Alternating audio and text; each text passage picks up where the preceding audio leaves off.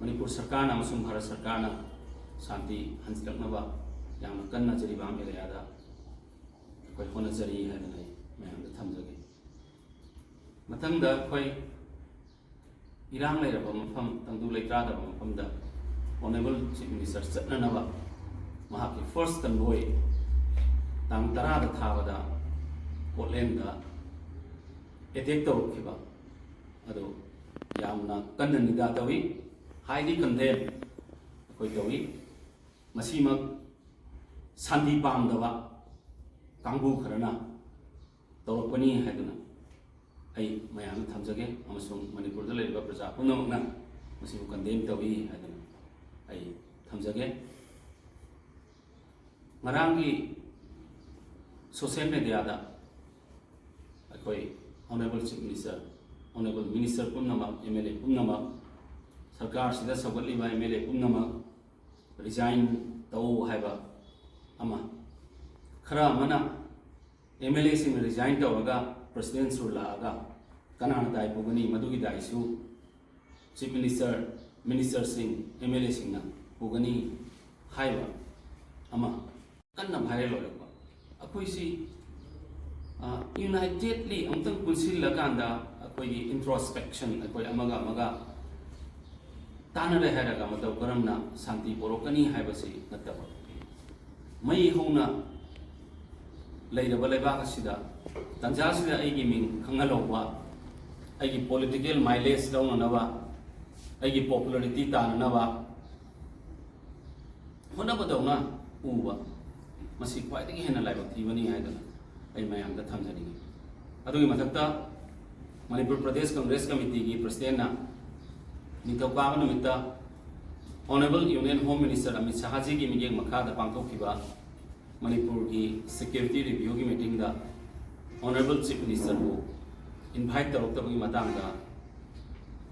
constitution ki schedule 3 asi violate tawi haduna amakanna charge tawi akoina khangadabadi Manipur da security advisor amalai deputed by the government of India to oversee the law and order situation of the state. Adi mathakta unified command ki chairman honorable chief minister no oide punamak khangi masigi chairman su security advisor no oi phami bami pham adusu politician ge oidaba executive sing ni pham phamba aduna honorable chief minister yaudabani masina amuk makata na hairabada Manipur ki praja punama koi kai pibani haimna singba madugumba leite madu yamna ningthijana mamangi chahi amagi history sin ningthijana khambiragadi masida honorable chief minister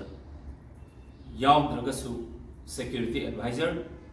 chief secretary DGP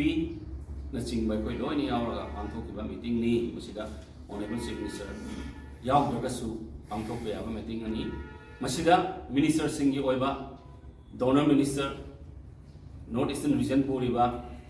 other Honorable Chief Minister Punamaki Security Living Talk, review meeting to Matam Nadi, Honorable Chief Minister Soidana, invite Rokani Yawani, Masida All India Congress Committee spokesperson Oiba, Pawan Kherana, Equigi, Chief Minister C. Imataka no confidence motion Tangalabra, Haiba. Question number two, I am such an educated person. Na, aduguma comment pira ko haiba say is very unfortunate. Yang na ibani kangai na logjaningi Manipuri laiba irang sida rangti sanaba. Manipuri laiba irang si luising haningdaba kangbu ma lairabra haina khodi singlaiba. Not only us, the government of India also. There are some people who wants the impasse to continue, the violence to continue in the state. Asine, Praja Singham to Kambio, Kanakaran, who are those people? Kanakaran, I say, Kangokui Matam Yore. Kayang Queen of Praja Singh, so I'm going to know. Nasi of Praja Singham, both have been upon him. Praja Singh put the labor. Haying Praja Singh, people of Tokaman, the Lokopia.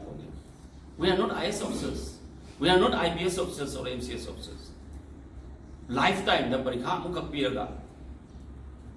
pension chatri phaw to lop chan leba kangbu na te akoi chahi manga khoding parikha pi ba kangbu ne ko se aduda mai pak tra khara mana pangang ngang ba pai da hai ba asimusu ko to ko pai adugi mohutta akoi amaga tasina le haraga manipur da matau karama shanti porokani bharat sarkar da akoina hai ba se punna da haimina se akoi ki differences le ba sing sida mino opportunity kaya me koi lobune ha ba se koi khangbai matam yaure ha ba se dina haijani mus mana maduna ina appeal to jari madudi irang sida opportunity lawon ba kona ba kana go yawi ram gadi madu thadok biu shanti hanjrang ba akoi masen wa ta na ba na manipur da praja singi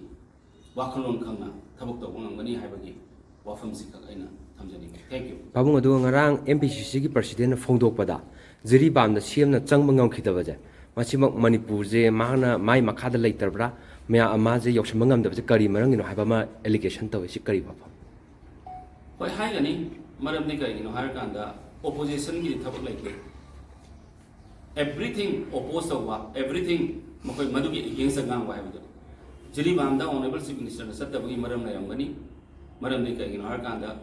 mayam ma tawgodo wa musum tawoi do mayam ma leibuduna thengta boy ramani mahang chatoi habi de leibudو mande